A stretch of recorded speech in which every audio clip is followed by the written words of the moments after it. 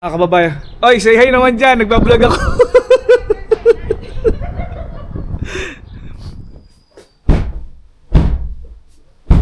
Paglalaban ko ang aking pag-ibig.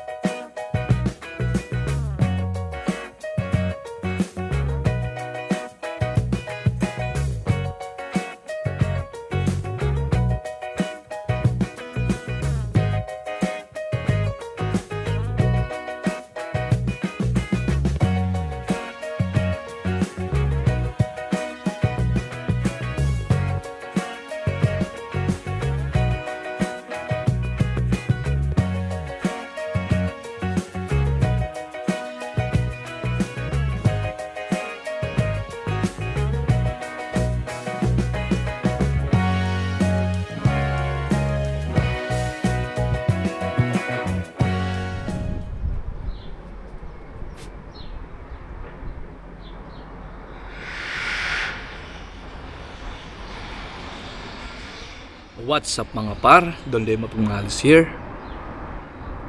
Ngayon lang po tayo naka-recover. Ngayon ko lang hinawakan ulit yung camera. Dahil po sa palipat-lipat tayo ng bahay sa Athens, then bumiyahe po tayo dito sa Crete Island. Pagdating ko dito, doon ko naramdaman yung mga pagod. Di pa ako nakapaglinis ng bahay. Wala akong ginawa kundi matulog, kumain, bumawi tayo. Mamaya maglilinis na tayo ng bahay. Ang nilinis ko lang nung una yung CR. Pero yung ibang parte ng bahay hindi ko pa nagagalaw. Kasi parang tamad na tamad ang katawan ko nung pagdating ko dito. Ang tagal kasi nang inantay ko dun sa hotel. Kasi may service kami ng bus doon. Ang alis pa ng bus 3:30. Dumating ako sa hotel mga 8:30 or 9 AM. Ngayon nag-antay pa ako ng 3:30 doon sa hotel para makauwi dito.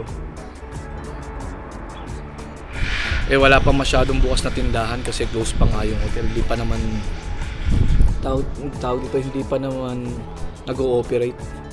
May wala kang mabibilan masyado doon sa labas, panay sarado pa. Buti ka mo nakabili ako ng isang tinapay tsaka isang tubig. Yun, antay lang ako. Ganun katagal. Tapos pagdating ko pa dito, buti ka mo may mga nakasama tayong Pinoy dito na dati nating nakatrabaho din sa hotel. Tinulungan ako magbuhat ng bagahe. Si Mark. Nasa third floor to kaya medyo mabigat ng dala ko. Pagdating ko, nilapag ko lang talaga yung maleta ko dito sa loob. Sabay lumabas na ako kasi kinabukasan ng mag-holiday. Wala akong mabibilan talaga, sarado lahat ng tindahan. Bili ako ng bigas, tubig, karne, noodles. Kasi April 4 pa simula ako mga par.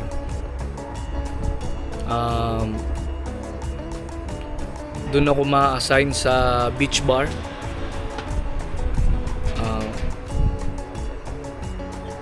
Di ko alam kung bartender na ba ako o helper.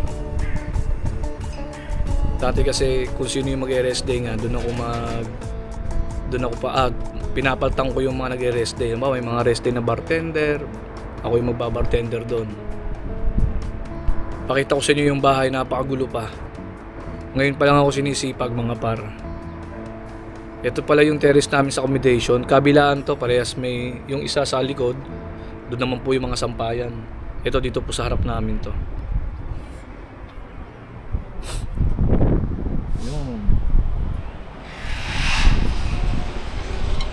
Pasok tayo.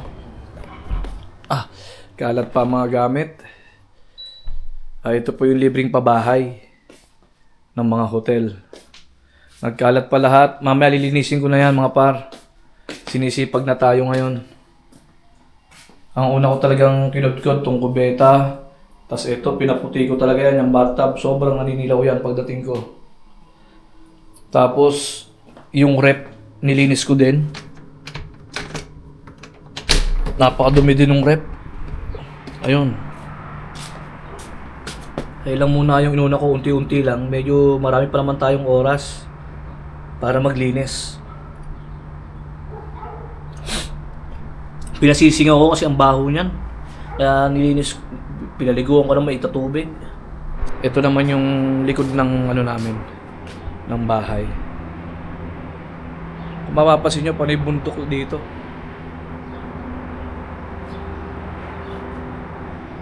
Yan. May taniman dyan. Mahilig magtanim yung kapitbahay namin na Greek eh. Mga ilang araw na lang mga par, magdaratingan na rin yung mga trabahador dito. Halo-halo kami dito sa first building, second building, Greek, Pakistani. Basta halo-halo. Pero hindi naman po pinagsasama sa isang kwarto. Pero pag talagang puno na yung kwarto, wala na siya po pestuhan, sinasama sa, ayun, dun po nagkakaroon ng sinasama. Baga halo-halo na sila sa loob. Pero dito po sa amin, eto na po kasi yung dati naming room talaga. Panay Pinoy lang po kami dito. Pagka po dumating na yung beshi ko, meron akong beshi dito. Nasa Pilipinas pa po, nagbakasyon eh. Darating po siguro yun dito March 31. Yun, isa po yun dito sa kasama ko. Ayun po yung parang pinaka best friend ko dito sa Crete. Pag ipapakilala ko po sa inyo. Ano po yan, dalagang dalaga. Kaya po sa mga single, papakilala ko po sa inyo yun. Yung beshi ko na yun.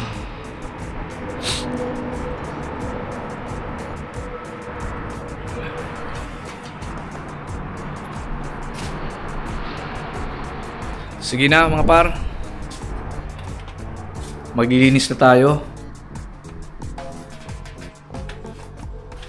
Naka-ready na talaga tayo, nakabawi na yung katawan natin. Dati dito ako nakapesto mga par. Dito sa unahan. Yan. Pagka diretso na CR, kagad. Dito yung beshi ko, nahihiga. Isa yung pinakamalaki yung kama sa amin. Tagang master bedroom. Di pa ako nakapagligpit mga par, pasensya na kayo. Talagang parang yung katawan ko nagbawi ng pagtulog. Dito ako nakapeso ngayon mga par. Bali hindi pa kami nakakakuha ng mga bedsheet, mga pillow. Kasi tawag dito, hindi ko ine-expect na hindi pa nalinis ng mga housekeeping to ng hotel namin. Nung unang dating namin dito, talagang malinis na. Ngayon, dahil sa maaga ako, syempre wala nga tayong bahay sa Athens. Lahat po doon may bayad. Hindi man po pwedeng libre dahil lahat po doon kuryente, pagkain. Talagang ang hirap po kasi doon. Ang mahirap po kasi doon, nandun ako, tas wala akong trabaho. Mauubusan po talaga tayo. Buti ka mo, pinagbigyan tayo ng manager. Yung tumatawag po sa akin. Ito yung pinaka-early na pwedeng lumipat, mabigyan ng bahay. Dapat 23 nga eh. Dumating tayo dito, 24 na. Kumbaga, hindi pa talaga ready tong accommodation namin. Ngayon, dahil pinagbigyan ako na maaga, tayo na maglilinis. Okay lang yun. Pero dito wala na tayong babayarang kuryente, rent sa bahay, libre lahat, tubig. Yung pagkain din libre po dito. Ang problema lang, ang layo po ng hotel namin. Mga 1 hour, ganun po ang biyahe. Makikita nyo po yung pag sinusundo na po kami ng bus. Tapos po, Ang mga libreng pagkain talaga doon, almusal, tanghalian, hapunan, sa hotel po yun. Minsan di na po namin naabutan yun kasi malayo po kami dito. Kaya kami po, syempre diskarte. Ang hirap magtrabaho nang hindi kumain. Hindi ka makapag-isip, wala kang lakas. Nagluluto po kami ng pagkain dito. Baga diskarte na lang po. Sige na po, at tayo maglilinis na. Napapahaba na yung kwentuhan natin.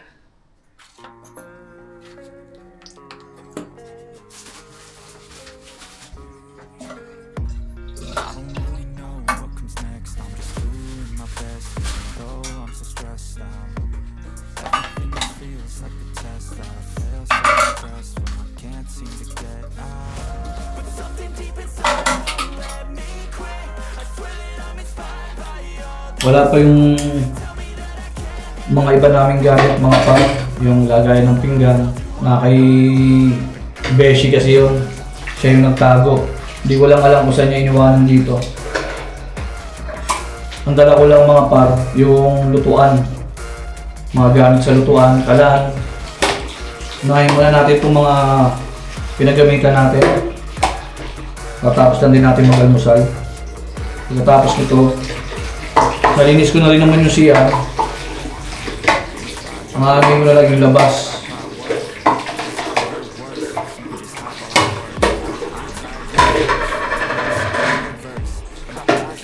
Tapos magtatapon tayo ng basura. Naubos na rin yung binili kong manok. Yung itlog, 4 na lang. Mamaya bibili tayo sa supermarket. Bukas na ngayon ang mga tindahan dahil kahapon yung holiday.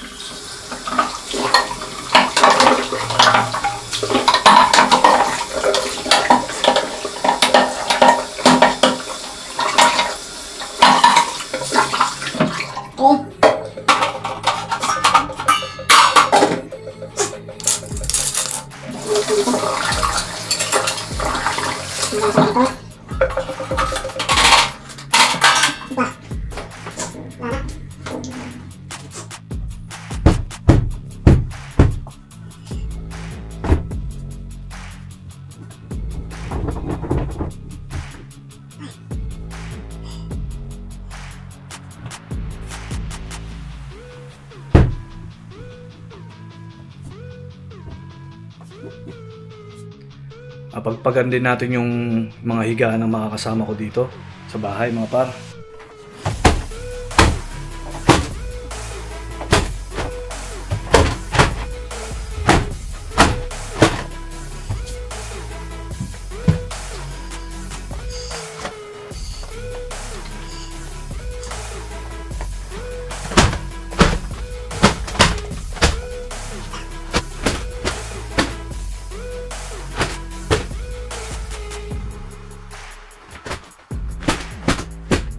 Pagtyagaan muna natin yung walis. Yung walis kasi dito tsaka pandakot na putol.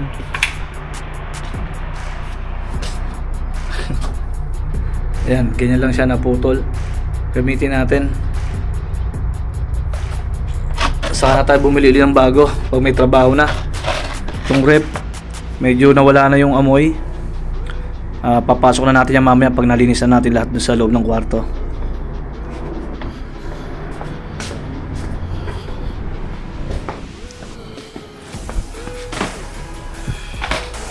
Kahapon kasi, simula nung dumating ako, as in pagdating ko ng bahay, wala na pong tigil ang malakas na ulan.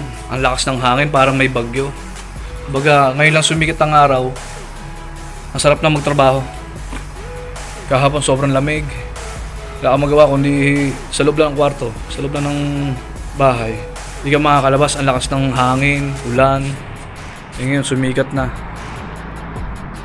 Kaya medyo ganang-gana na tayong maglinis mga par. Magwalis na tayo, mga par. Magwawalis tayo na nakaupo, mga par. Kasi putol nga yung pandakot tsaka yung walis. Iya, uy iya. Sabi nga.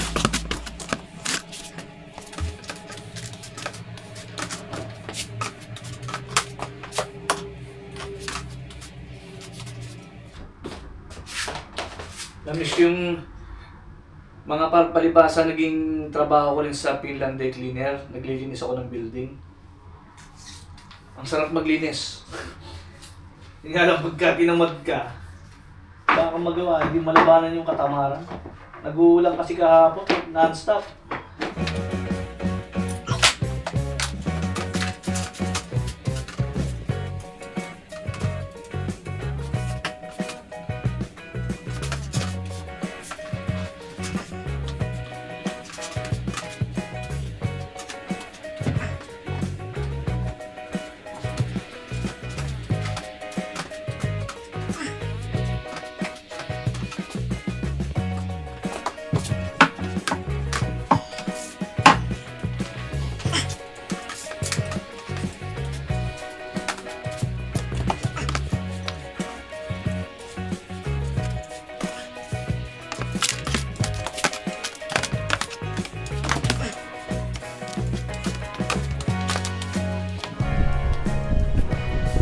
Mga par, dumating na yung mga maglilinis ng mga kwarto. Pero nalinis ko na yung kwarto. Ayun, mga nag-ready na sila sa kabila. Doon nila sisimulan. Mamapig ko na lang yung sahig, mga par. Tapos, magtatapon tayo ng basura.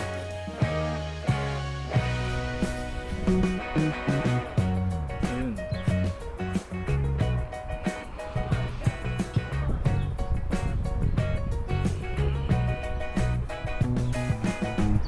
Manghihingi na lang ako ng mga pa ng unan, kumot. Maglilinis na sila. Tsaka yung lagay ng basurahan. Darating na siguro bukas yung mga ibang mga Pilipino tsaka yung mga ibang worker. Wala na, konting kembot na lang to. Nabira na natin. Nalinis na natin yan, pinunasan natin. Map na lang talaga ng sahig. Sa CR naman, dahil nga labas-masok din ako, may tumatagas din dito sa gripo. Medyo nagbabaha, nadudumihan uli. Mamaya bubuhusan ko uli yan mga par ng ng mait na tubig. Pero yan, ito yung lutuan natin. Tibay yan. Dami ng sakripisyong ginawa rin sa akin to. Yung lutuan na yan.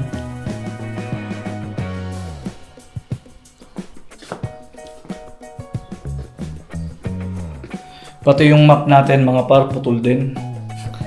Pagtagaan natin, ayan. Putol din yan.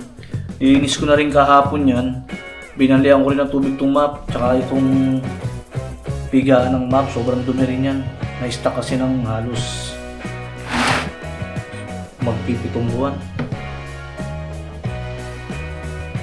Kababayan. Oy, say hi naman dyan. Nagbablog ako.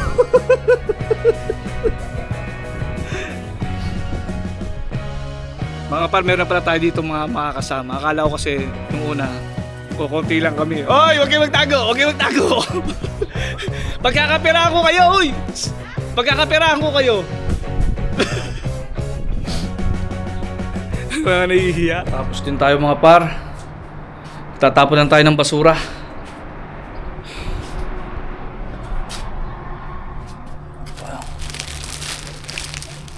Ay.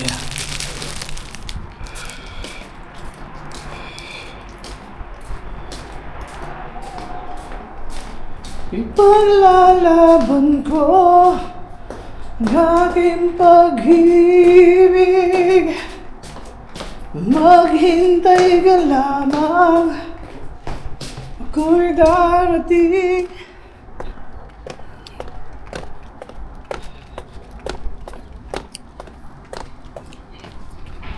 Ha?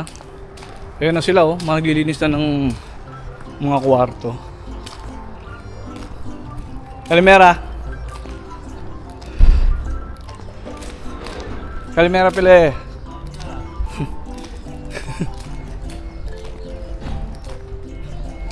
Tapos tayo. Manghingi tayo mamaya ng ano, mga comforter. Tama-tama, yan, may mga towel.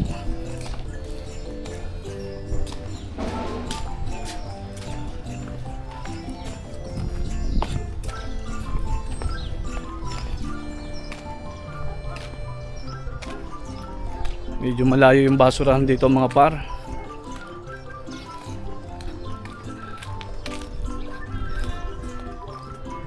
Wow. Nasisigla ng mga halaman. Namumulak-lak.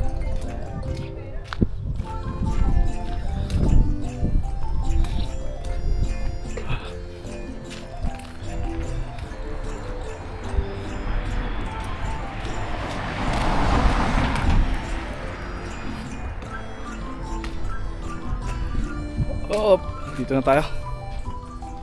Wow. Sobrang dumi.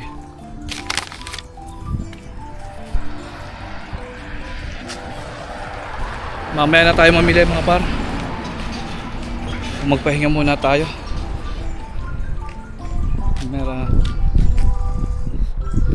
Magdatingan na yung mga naglilinis.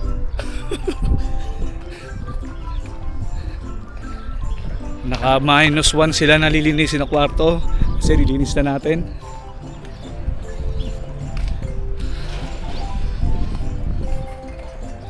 Tsaka yung mga iba din may mga nakatira naman dyan kaso di pa nga kami ganun karami. Siyempre ikaw ba matutulog ka ng ganun kadumi, magtatagal ka, hindi mo kaya. Dito kami nakatira, Cosman Hotel. Ito yung libreng accommodation ng Midsis. Yasas.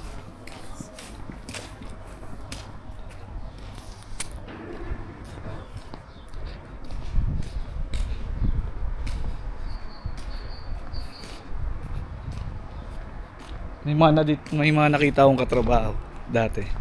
Nahihiya. Tinatanong, nagbablog ka na, sabing ganun. Mga nagtakbuhan sa loob. Biniro ko lang talaga, pagkakapirahan ko kayo ha. Nagtakbuhan na sa loob.